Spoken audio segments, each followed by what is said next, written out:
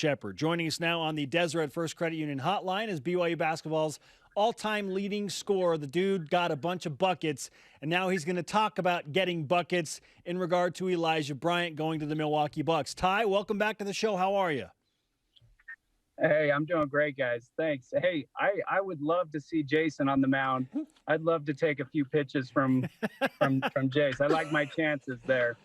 Yes. Yeah. Well, the difference is throwing underhand. See, throwing overhand. I peaked at like 47 miles per hour.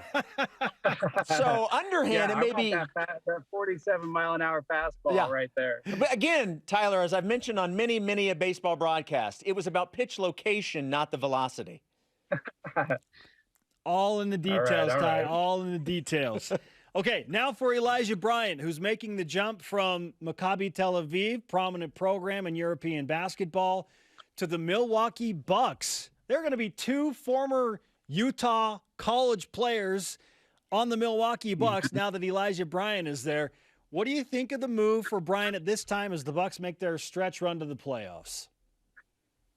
I think it's incredible. I'm so happy for Elijah. I mean, he's a guy that every day is working on his craft and trying to improve.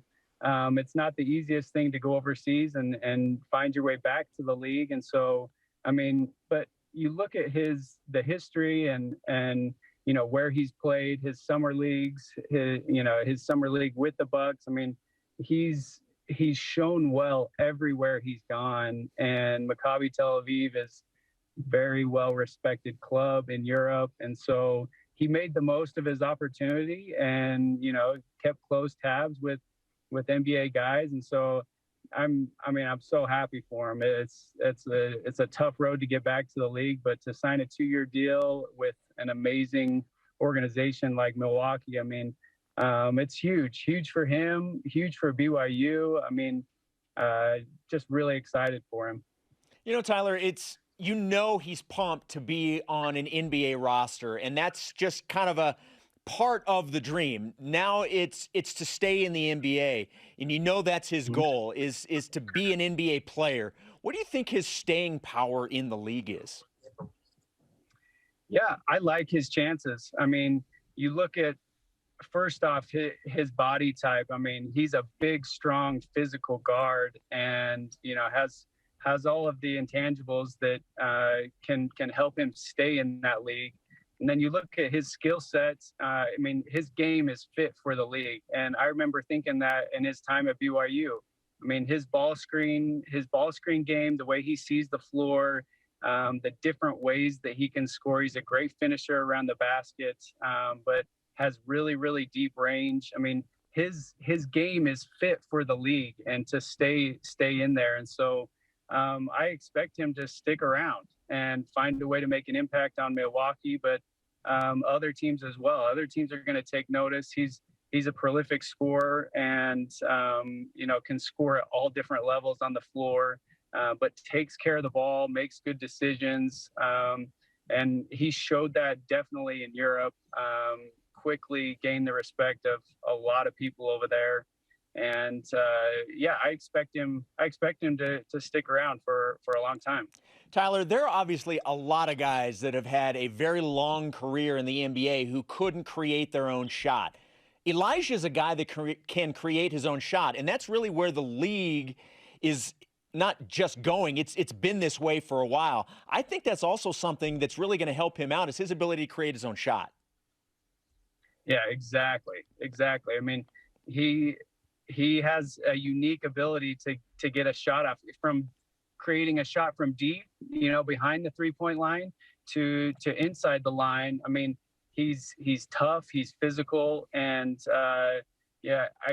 that's definitely a unique skill set that draws a lot of attention to NBA owners and GMs.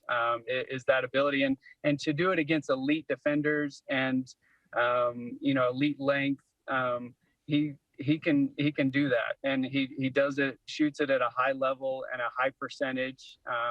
But I mean, he's also a knockdown shooter when he's left open, right? You can't leave him open, and so to be able to be an open shot maker and then be able to create shots off the dribble and create opportunities for other guys. I mean, that's how the best players in the league get there and stick around. Tyler Haws with us on BYU Sports Nation. You were just talking about his ability to score from distance. 40% three-point shooter in his career in Europe.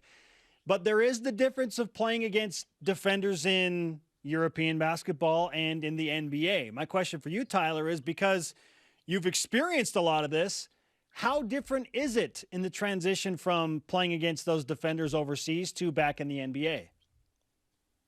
Yeah, I mean, there's so many different leagues in Europe. And so depending on what level of competition you're at in Europe, I mean, I would say where he was at in Maccabi and playing in the EuroLeague, that gap of elite level players and defenders, that gap between European level and NBA is getting smaller, I would say. And I mean, he showed really, really well. It's obviously a step up. I mean, you're playing against the best basketball players and best athletes in the world. And so it is a step up, but I think he's ready for that challenge, and his game's going to fit in really, really well. You know, it's interesting. I know a lot of our viewers or listeners probably have experienced this by going on missions. You know, you're away, and a lot of people go out of the country, and then you have the adjustment coming back home. I don't know if it's necessarily talked a ton about in terms of sports. For guys that have played overseas and you've been in that culture for a while, what's the adjustment in coming home culturally? Well, it's always nice when you step foot back on American soil, no matter where you are. It's a blessing to live in this country, and you definitely feel that no matter where you are in the world. You know, my wife and I, we loved living overseas, experiencing a new culture, experiencing a different part of the world, seeing different ways that people live. But it's always a blessing to come back, and you adjust really fast coming back to America. Tyler Haws on BYU Sports Nation. Now we'll transition to the current state of the BYU basketball program under head coach Mark Pope as he prepares for year number 3. And we all know that he made a killing in the transfer portal over the past couple of years and is busy at work hoping to land another big-time transfer or two in this offseason. But we haven't really heard anything yet. Is this cause for concern that we're into mid-May and nothing has really been officially announced for the upcoming version of BYU basketball? Yeah. You know, I think the urgency is definitely there. People are getting anxious. I mean, but I don't think it's any reason to push the panic button. I mean, you got a lot of really good guys coming in, some new guys, Richie Saunders, Nate Hansen, Trey Stewart, guys that are ready to step in and contribute. A lot of good guys returning. Still don't know for sure on Alex Barcelo. So, I mean, I'm not going to push the panic button yet. The urgency is definitely there. I know, Cougar Nation is anxious to hear, how this team's going to shape up and who these transfers are going to be. I know BYU's and the coaching staff, they're in the transfer portal and they're trying to find guys, and they've had success in the past. And so,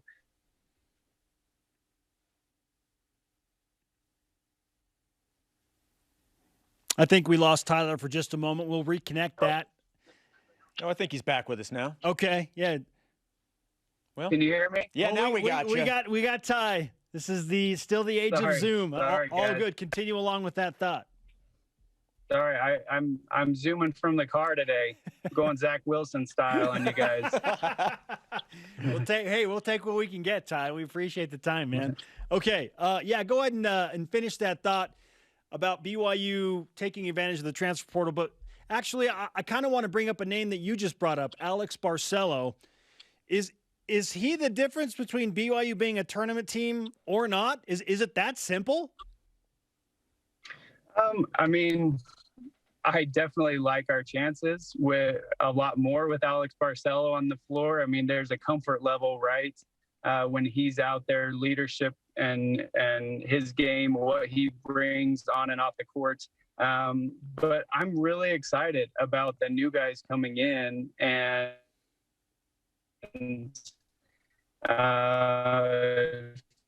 have a lot of confidence in the way that these guys can play. Guys coming in that are going to definitely push to get on the floor and contribute and have meaningful minutes.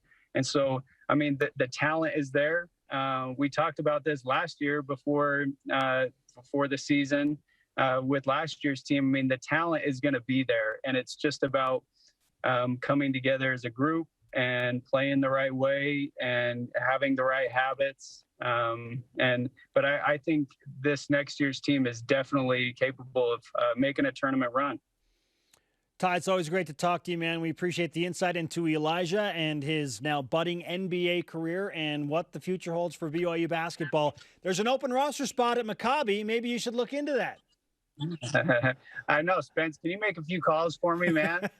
Let's go. I'm on it. I'm your agent. Thanks, Ty.